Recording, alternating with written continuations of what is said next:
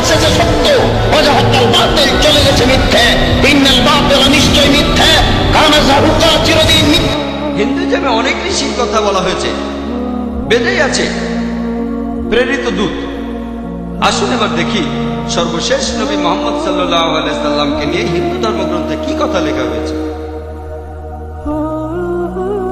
ভবিষ্যৎ পুরাণে উল্লেখ আছে 3 নম্বর পর্ব, 3 নম্বর খণ্ড, 3 অধ্যায়, 10 থেকে 27 নম্বর শ্লোক।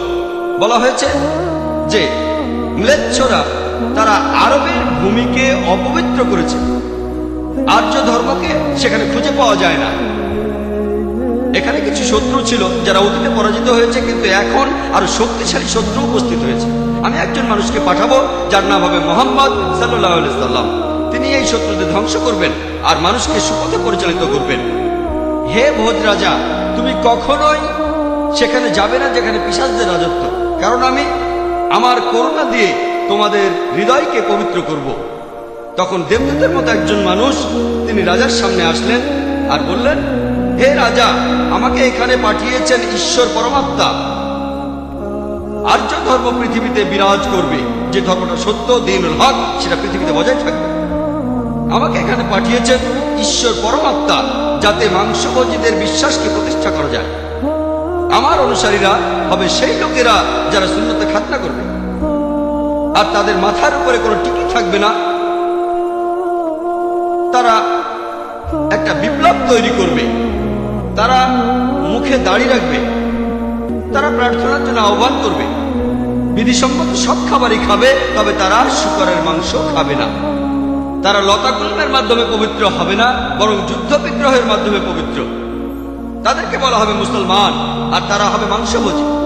এই ভবিষ্যৎবাণী যে একজন ঋষি আসবেন, আর সেই ঋষির নাম উল্লেখ করা হয়েছে মুহাম্মদ সাল্লাল্লাহু আলাইহি ওয়াসাল্লাম। আর বলা আছে তিনি মানুষ জাতিকে সঠিক পথে পরিচালিত করবেন। আমরা জানি মুহাম্মদ সাল্লাল্লাহু আলাইহি ওয়াসাল্লাম আরবদের পথ দেখিয়েছেন। সে সময়কে বলা হয়তো আয়ামে জাহেলিয়া, অর্থাৎ বিশৃঙ্খলার যুগ। তিনি তাদের অনুসন্ধান দিয়েছেন। আর বলা হয়েছে তার অনুসারীদের খাতনা করা থাকবে। মুসলমানরা খাতনা দেয়, তাদের মাথায় কোনো টিকি থাকবে না, মাথার পেছনে কোনো লেজ থাকবে না, মুসলমানদেরও থাকে না। তাদের মুখে দাড়ি থাকবে, মুসলমানরাও দাড়ি রাখে। তারা একটা বিপ্লব ঘটাবে, তারা প্রার্থনার জন্য আহ্বান করবে, আর সেটা হলো আজান। আমরা মুসলিমরা আজান দেই, নামাজের জন্য আহ্বান করি।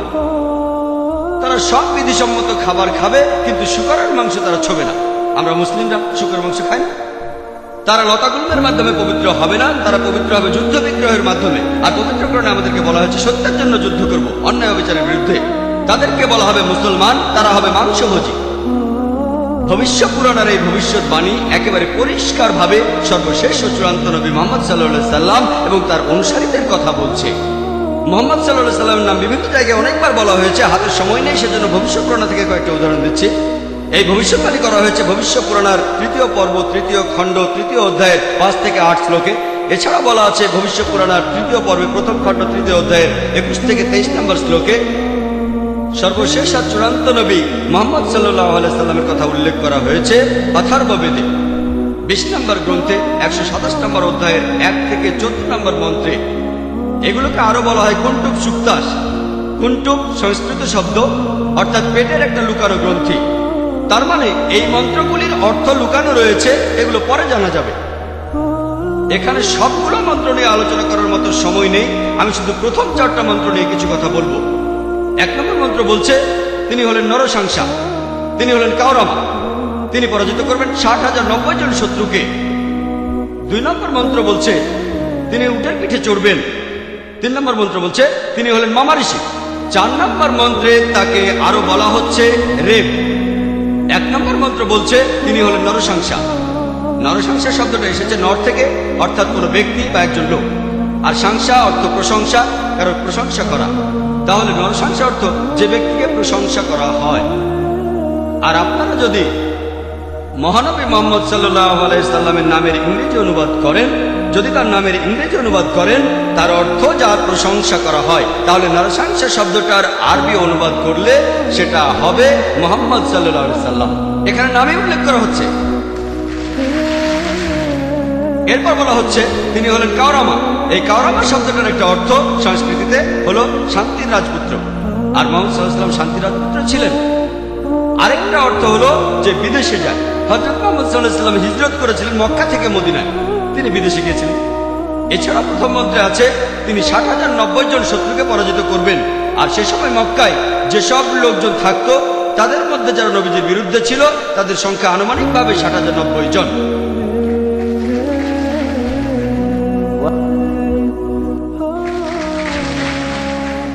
দুই নম্বর মন্ত্র বলছে যে তিনি উটের পিঠে চড়বেন। কোন ইন্ডিয়ান ঋষি, কোন ব্রাহ্মণই কখনো উটের পিঠে চড়বেন না, কারণ মনুস্মৃতিতে বলছে 11 নম্বর অধ্যায়ের 202 নম্বর অনুচ্ছেদে বলা হয়েছে একজন ব্রাহ্মণকে কোনো গাধা বা উটের পিঠে চড়তে নিষেধ করা হয়েছে। এতে বোঝা যাচ্ছে ইনি কোনো ইন্ডিয়ান ঋষি নন।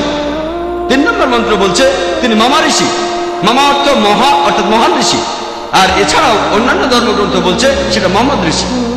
4 নম্বর মন্ত্র বলছে তিনি হলেন রেব। রেব অর্থ যিনি প্রশংসা করেন। আর মুহাম্মদ সাল্লাল্লাহু আলাইহি ওয়াসাল্লামের আরেকটা নাম হলো আহমদ সাল্লাল্লাহু আলাইহি ওয়াসাল্লাম, অর্থাৎ যিনি প্রশংসা করেন। তাহলে নবীজির এই অন্য নামটা এই আহমদ শব্দটার সংস্কৃত করলে পাবেন রেব। আর এ কথাটাই রয়েছে অথর্ববেদে। এই মন্ত্রগুলি কুন্টুব সুক্তাস, এই মন্ত্রগুলি শুধু একজনকে নির্দেশ করছে, তিনি সর্বশেষ চূড়ান্ত নবী মুহাম্মদ সাল্লাল্লাহু আলাইহি ওয়াসাল্লাম। আমি কয়েকটা ভবিষ্যৎবাণীর কথা বলবো, এছাড়াও আরো আছে। মুহাম্মদ সাল্লাল্লাহু আলাইহি ওয়াসাল্লাম তার কথা বলা হয়েছে অথর্ববেদে 20 নম্বর গ্রন্থের 21 নম্বর অনুচ্ছেদের 6 নম্বর পরিচ্ছেদে বলা হয়েছে যে একজন কারু, সে পরাজিত করবে 10,000 শত্রুকে কোন রকম যুদ্ধ ছাড়াই। এখানে আহজাবের যুদ্ধের কথা বলা হচ্ছে, খন্দকের যুদ্ধের কথা পবিত্র কোরআনে সূরা আহজাবে আছে। আর কারু সংস্কৃত ভাষায় এর অর্থ যে ব্যক্তি প্রশংসা করে, যেটা মুহাম্মদ সাল্লাল্লাহু আলাইহি ওয়াসাল্লামের দ্বিতীয় নাম আহমেদের অনুবাদ। যে ব্যক্তি প্রশংসা করে, এখানে বলা হচ্ছে যে ব্যক্তি প্রশংসা করে অর্থাৎ আহমদ, তিনি 10,000 শত্রুকে পরাজিত করবেন কোনো যুদ্ধ ছাড়া। আমরা জানি যে খন্দকের যুদ্ধে শত্রু বাহিনীতে আনুমানিক 10,000 সৈন্য ছিল, আর এই যুদ্ধে মুসলমানরা কোনো যুদ্ধ ছাড়াই জিতেছিল। নবীজির কথা আরো আছে অথর্ববেদে 20 নম্বর গ্রন্থের 21 নম্বর অনুচ্ছেদের 7 নম্বর পরিচ্ছেদে বলা হয়েছে যে আভান্দু তিনি 60,090 জন শত্রুকে আর 20 জন গোত্র প্রধানকে পরাজিত করবেন। আভান্দু একটা সংস্কৃত শব্দ যার অর্থ যে প্রশংসা করে, এটা মুহাম্মদ সাল্লাল্লাহু আলাইহি ওয়াসাল্লামের নামের অনুবাদ। আরো বলা আছে যে তিনি হবেন এতিম। আর আমরা এখন ইতিহাস থেকে জানি সে সময় আনুমানিক 20 জন গোত্র প্রধান ছিল মক্কা শহরে, যারা নবীজির কাছে পরাজিত হয়েছিল। আর মক্কার যেসব লোক তার বিপক্ষে ছিল তারা ছিল প্রায় 60,000। এই ভবিষ্যৎবাণীর কথা আরো আছে ঋগ্বেদে 1 নম্বর গ্রন্থের 3 নম্বর অনুচ্ছেদের 9 নম্বর পরিচ্ছেদে। এখানে সংস্কৃত শব্দ হলো সুশ্রামা। সুশ্রামা এটা একটা সংস্কৃত শব্দ যার অর্থ যে ব্যক্তি প্রশংসা করে, যেটা মুহাম্মদ সাল্লাল্লাহু আলাইহি ওয়াসাল্লামের নামের অনুবাদ। আরো অনেক ভবিষ্যৎবাণী আছে, এখানে সময় কম তাই সবগুলো বলতে পারছি না। নবীজির কথা আরো বলা হয়েছে সামবেদে উত্তর চিকে 15 নম্বর মন্ত্রে বলা হয়েছে যে আহমদ তাকে দেওয়া হয়েছে অবিনশ্বর আইন। এখানে নবীজির নাম বলা হয়েছে আহমদ সাল্লাল্লাহু আলাইহি ওয়াসাল্লাম, তাকে দেওয়া হয়েছে অবিনশ্বর আইন। পবিত্র কুরআন এটাই তার শরিয়া। কিন্তু যদি এই অনুচ্ছেদটার অনুবাদ পড়েন, আহমদ শব্দটা আসলে আরবি শব্দ, তারা এটার অনুবাদ করতে পারেনি, তাই লিখেছে আহাম মাটি। আহা আর মাটি সংস্কৃত শব্দ যার অর্থ আমার বাবা, তার মানে আমার বাবাকে দেওয়া হয়েছে অবিনশ্বর আইন। অনুবাদটাতে আপনারা আলাদা শব্দ দেখবেন, তবে অরিজিনাল গ্রন্থে আছে আহমদ। এই আহমদ শব্দটা হিন্দু ধর্মের অন্যান্য গ্রন্থগুলোতেও রয়েছে, যেমন আছে সামবেদে ইন্দ্র 2য় অধ্যায়ের 152 নম্বর মন্ত্রে নবীজিকে আহমদ বলে ডাকা হয়েছে যজুর্বেদে 31 অধ্যায়ের 18 অনুচ্ছেদে, ঋগ্বেদের 8 নম্বর গ্রন্থের 6 নম্বর অনুচ্ছেদের 10 নম্বর পরিচ্ছেদে। এছাড়াও মহানবী সাল্লাল্লাহু আলাইহি ওয়াসাল্লামকে বলা হয়েছে আহমদ, সেটা আছে অথর্ববেদের 8 নম্বর গ্রন্থের 5 নম্বর অনুচ্ছেদের 16 নম্বর পরিচ্ছেদে। এছাড়াও আছে অথর্ববেদের 20 নম্বর গ্রন্থের 126 অনুচ্ছেদের 14 পরিচ্ছেদে। মহানবী সাল্লাল্লাহু আলাইহি ওয়াসাল্লামকে শুধু আহমদ নামে ডাকা হয়নি, আহমদ ওনার একটা নাম, তাকে আরো বলা হয়েছে নরসংসা অনেক জায়গায়, হিন্দু ধর্মগ্রন্থের অনেক জায়গায়। আর আমি আগে বলেছি যে নরসংসা শব্দটা এসেছে নর থেকে, যার অর্থ একজন মানুষ বা একজন ব্যক্তি। আর সংসা যার অর্থ প্রশংসা, প্রশংসা করা। তাহলে নরসংসা অর্থ যে ব্যক্তির প্রশংসা করা হয়। এটাই হলো সর্বশেষ চূড়ান্ত নবী মুহাম্মদ সাল্লাল্লাহু আলাইহি ওয়াসাল্লামের নামের সঠিক ইংরেজি অনুবাদ। নবীজিকে হিন্দু ধর্মের গ্রন্থগুলিতে অনেক জায়গায় নরসংসা বলে ডাকা হয়েছে।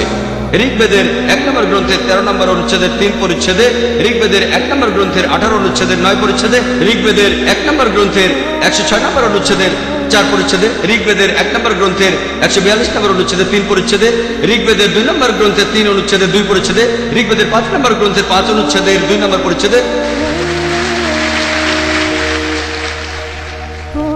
ঋগ্বেদের 7 নম্বর গ্রন্থের 2 অনুচ্ছেদের 2 নম্বর পরিচ্ছেদে, ঋগ্বেদের 10 নম্বর গ্রন্থের 64 অনুচ্ছেদের 3 পরিচ্ছেদে, ঋগ্বেদের 10 নম্বর গ্রন্থের 182 নম্বর অনুচ্ছেদের 2 নম্বর পরিচ্ছেদে, যজুর্বেদের 21 নম্বর অধ্যায়ের 31 অনুচ্ছেদে, যজুর্বেদের 21 নম্বর অধ্যায়ের 55 নম্বর অনুচ্ছেদে, যজুর্বেদের 20 নম্বর অধ্যায়ের 37 অনুচ্ছেদে, যজুর্বেদের 20 নম্বর অধ্যায়ের 57 নম্বর অনুচ্ছেদে, যজুর্বেদের 28 অধ্যায়ের 2 অনুচ্ছেদে, যজুর্বেদের 28 অধ্যায়ের 19 অনুচ্ছেদে, যজুর্বেদের 28 অধ্যায়ের 42 নম্বর অনুচ্ছেদে।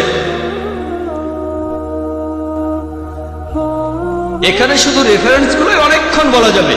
যেখানে নবী মুহাম্মদ সাল্লাল্লাহু আলাইহি ওয়াসাল্লামের নাম উল্লেখ করা হয়েছে তাকে বলা হয়েছে নরশংসা, অনেক জায়গায় বলা হয়েছে হিন্দু ধর্মগ্রন্থে। শুধু হিন্দু ধর্মগ্রন্থে মুহাম্মদ সাল্লাল্লাহু আলাইহি ওয়াসাল্লাম সম্পর্কে কি বলা আছে তার উপরই আমি একটা লেকচার দিতে পারবো। আমি শুধু আরেকটা ভবিষ্যৎবাণী কথা বলবো কল্কি অবতার সম্পর্কে। আর নবীজিকে কল্কি অবতার বলা হয়েছে ভগবত পুরাণায় 12 নম্বর খণ্ড 2 নম্বর অধ্যায় 18 থেকে 20 নম্বর শ্লোকে বলা হয়েছে তিনি জন্মগ্রহণ করবেন যার ঘরে তার নাম বিষ্ণুইয়াস, একজন মহাপ্রাণ ব্যক্তি যিনি শাম্বালা শহরের প্রধান, এবং তাকে যে নামে ডাকা হবে সেটা হলো কল্কি। 19 আর 20 নম্বর মন্ত্র বলছে যে তিনি হবেন এই পৃথিবীর সর্বময় প্রভু। তার থাকবে কিছু অসাধারণ চারিত্রিক গুণাবলী এবং তার থাকবে 8টি বিশেষ বৈশিষ্ট্য। 8টি বিশেষ বৈশিষ্ট্য তাকে দেয়া হবে একটি বাহন, একটি ঘোড়া দেবদূত নিয়ে আসবে, আর তিনি একটি ঘোড়ায় চড়বেন, তার হাতে থাকবে তরবারি, তিনি শত্রুদের পরাজিত করবেন আর ফেরেশতারা তাকে সাহায্য করবে। এছাড়াও বলা আছে ভগবত পুরাণায় 1 নম্বর খণ্ডে 3 নম্বর অধ্যায়ের 25 নম্বর শ্লোকে যে তিনি জন্মগ্রহণ করবেন কলিযুগে। কল্কি অবতার জন্ম নেবেন কলিযুগে, যে সময় রাজারা ব্যবহার করবে ডাকাতের মতো। আর তিনি জন্মগ্রহণ করবেন বিষ্ণুইয়াসের ঘরে এবং তার নাম হবে কল্কি। একই কল্কি অবতারের নাম উল্লেখ করা হয়েছে কল্কি পুরাণায় 2 নম্বর অধ্যায়ের 4 অনুচ্ছেদে বলা হয়েছে যে তিনি জন্মগ্রহণ করবেন বিষ্ণুইয়াসের ঘরে। কল্কি পুরাণা 2 নম্বর অধ্যায়ের 5 অনুচ্ছেদে বলছে তাকে সাহায্য করবে তার 4 জন সহচর তার ধর্ম প্রচার করতে। কল্কি পুরাণা 2 নম্বর অধ্যায়ের 7 অনুচ্ছেদে বলা হচ্ছে যে দেবদূতরা তাকে যুদ্ধক্ষেত্রে সাহায্য করবে।